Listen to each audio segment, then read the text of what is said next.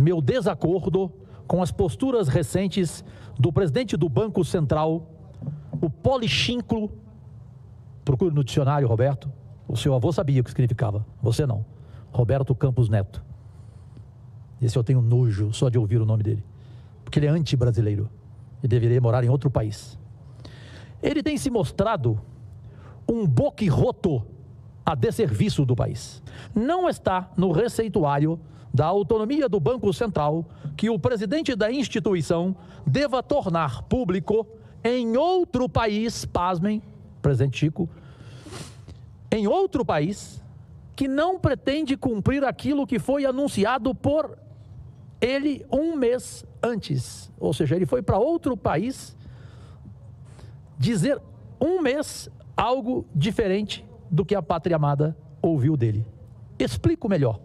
Em março, os integrantes do Comitê de Política Monetária, o Copom, unanimemente reduziram a taxa básica de juros em 0,5 ponto percentual, fixando-a em 10,75%, e aqui abre aspas, optaram por comunicar que antevêem, em se confirmando o cenário esperado, redução de mesma magnitude na próxima reunião, fecha aspas.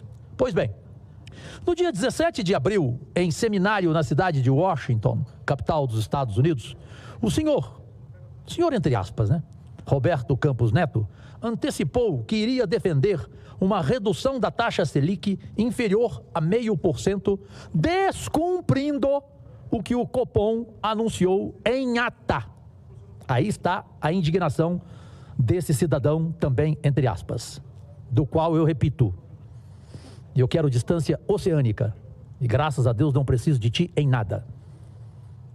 Eu era admirador de seu avô, que tinha palavra, ao contrário de você, Roberto Campos, presidente do Banco Central, o pior, a meu ver, na história. Isto acabou acontecendo na reunião dos dias 7 e 8 de maio, uma redução de 0,25% da taxa de juros, fixada em 10,5% ao ano, em decisão com um placar de 5-4, com o voto de Minerva do presidente do Banco Central. A meu ver, o Banco Central jogou contra a credibilidade do Copom e não parou por aí.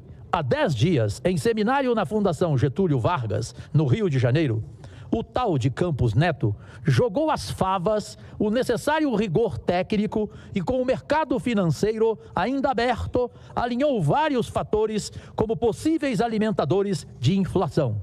Um despropósito que provocou consequências imediatas.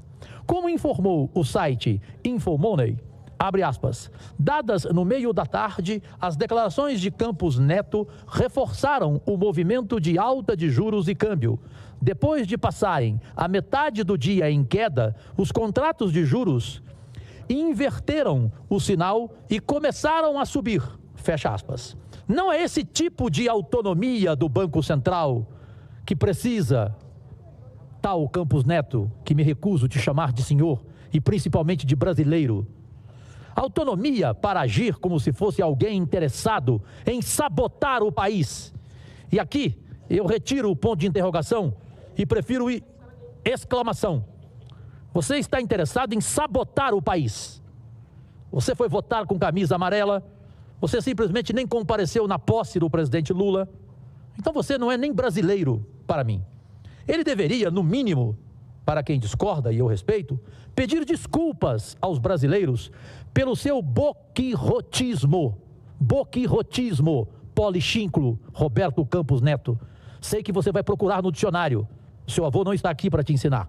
Mesmo com tantos prognósticos negativos, antipatrióticos, o mercado de trabalho segue gerando novas vagas formais e informais. Segundo o IBGE, não é qualquer um, é o IBGE, no trimestre encerrado em abril, a taxa de desemprego ficou em 7,5%, menor índice desde janeiro de 2015. Lá se vão mais de 9 anos, senhoras e senhores. O Brasil atinge um novo número recorde de ocupação. São 101,6 milhões de empregados, quer queiram, quer não. Como diria Zagallo, que engulam, então. O número de trabalhadores com carteira assinada chegou a 38,1 milhões, um recorde da série histórica da pesquisa iniciada em 2012. O contingente de trabalhadores sem carteira também foi recorde. O número chegou a 13,5 milhões. Isso tudo aliado ao crescimento da renda, hoje em torno de R$ 3.158 por mês. A melhora nos níveis do emprego, apontam os especialistas, tem relação direta com a ampliação de programas de transferência de renda.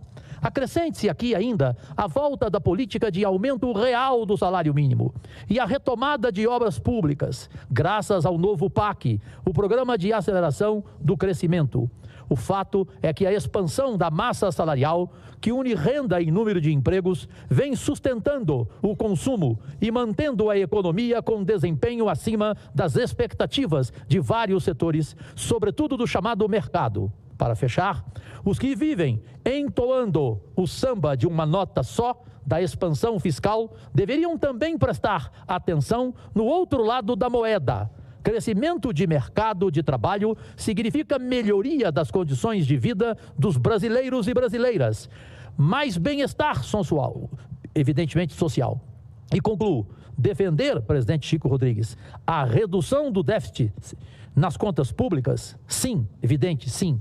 Mas isso não precisa necessariamente ser feito acompanhado de torcida contra o país. E eu não vou mudar a minha opinião. Para mim, Roberto Campos Neto, presidente do Banco Central, é antipatriota, é inimigo deste Brasil que ele não queria, que ele não quer. Se não quer, Roberto Campos Neto, com todo respeito, e interprete como quiser a minha frase, vá para a Punta del Este, suma de nosso país. Agradecidíssimo. Pela ordem. O trabalho que vem fazendo o doutor Roberto Campos Neto é um trabalho importante para o Brasil. Acredito que esse país, eu não sei como estaria hoje, se estaria ainda de pé, se não tivesse essa autonomia do Banco Central, porque o governo Lula tem sido muito perdulário, muito irresponsável com o dinheiro do pagador de impostos, gastando à torta e à direita com quase 3 bilhões de reais de jatinho, de viagem internacional. Torço para que dê certo. Eu vi até uma entrevista, eu estava relendo aqui, do Armínio Fraga. Fraga afirmou que uma mudança equivocada na presidência do Banco Central poderia resultar num fiasco político do governo Luiz Inácio Lula da Silva. Para mim, o adjetivo perdulário não cabe no governo Lula. E não tem como não enxergar que a economia está melhorando, que está havendo emprego. Tudo aqui que eu informei, que não é o Cajuru que informou, quem está informando é o IBGE. Com relação ao Banco Central, eu entendo a sua posição, a independência do banco. Agora, o presidente, ele não tem que ser nem independente, ele tem que ser isento. Não importa quem é o presidente. E está claro que ele é anti-Lula. Ele tem total ódio do presidente Lula e do PT. Ele é ultradireita. E eu não tenho nada com quem é ultradireita, desde que não seja contra o Brasil. O problema dele é que ele está sendo contra o Brasil no governo Lula.